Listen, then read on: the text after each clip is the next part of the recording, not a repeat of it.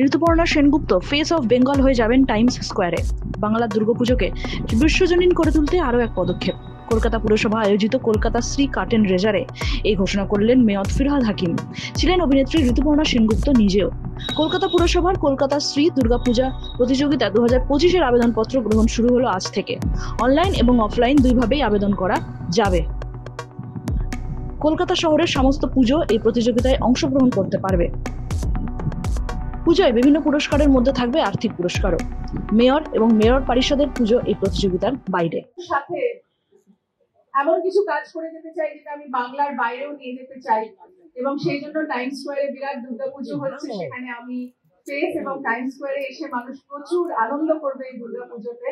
বহু মানুষকে আহ্বান জানানো হয়েছে। তার সাথে সাথে সিনেমা দুর্গাপুজো একটা দারুণ ভূমিকা পালন করে। বহু ছবি আমি করেছি যার মধ্যে দুর্গাপুজোকে আমরা আহ্বান করেছি এবং দুর্গাপুজোর বিশেষ বিশেষ দৃশ্য, বিশেষ বিশেষ অনুভূতি আমরা তুলে ধরেছি। এবং আমি রিসেন্টলি একটা ছবি করেছি বেলা দে, আমাদের ইন্সপিরেশন, যিনি প্রথম রেডিওতে মহিলা মহল শুরু করেছিলেন। সেই ছবি চলছে, আপনারা সবাই দেখবেন। বেলাদের প্রথম রান্নার বই লিখেছিলেন। এবার পুজোতে আমরা বেলাদের রান্না নিয়ে অনেক কিছু করতে পারি। আমি সবাইকে একটা করে বেলাদের বই গিফট করেছি, যে বেলাদের রান্নার ইন্সপিরেশন, যিনি প্রথম রান্নার বই লিখেছিলেন, এবং ওনার কথা শুনে প্রচুর মহিলারা ভাতের হোটেল খুলেছিল।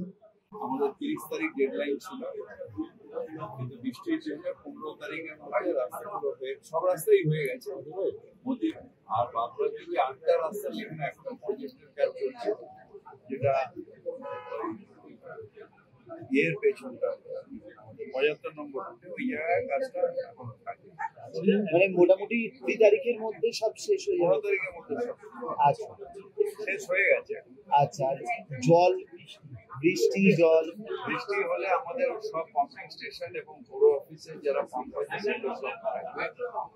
এরকম ভাবে বৃষ্টির সময় হেভি রেন আমরা মোকাবিলা করেছি। পুজোর সময় যাতে ওয়াটার লগিং না থাকে, যাতে কলকাতার মানুষের অসুবিধা না হয়, সেইটা আমরা লক্ষ্য রাখবো। কেএমসিতে আমাদের যে কন্ট্রোল রুম সেটা খোলা রাখবো, আমি নিজেও লক্ষ্য রাখবো, এবং আইসি ড্রেনেজ তিনিও থাকবেন, নিজেই থাকবেন, এবং কন্ট্রোল রুম আর স্লো রাস্তার স্পিড বাড়ানোর জন্য একটু স্লো, যেগুলোতে একটু জ্যাম হচ্ছে সেগুলো অনেকে বলছিলেন যে পুজোর সময় কিছু করা নেই, পুজোর পরে যাবে ট্রাফিক পুলিশ, পুজোর সময়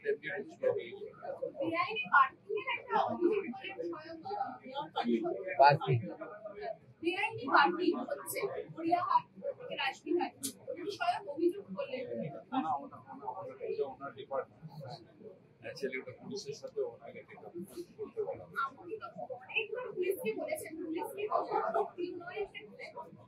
পুলিশ আসলে এত কাজ যে কোনটা দেখতে, তার মধ্যে পুলিশের সহযোগিতা পাই আমরা।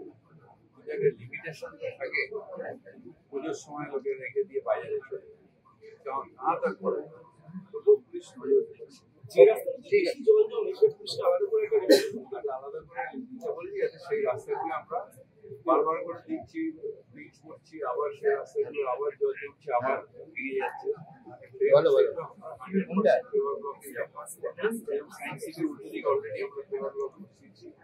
যেমন রোমান রোডের শেষ আমাদের জায়গাগুলো পুলিশ করবে। এই শীতের সময় 100% ব্রিজ তুলে দিয়ে ওকে, থ্যাংক ইউ, ছেড়ে দাও। কলকাতা থেকে নিজস্ব প্রতিনিধির রিপোর্ট, এএনএম নিউজ। আরও খবরের আপডেট পেতে সাবস্ক্রাইব করুন আমাদের ইউটিউব চ্যানেলটি আর বেল আইকনে ক্লিক করুন নোটিফিকেশনস পেতে।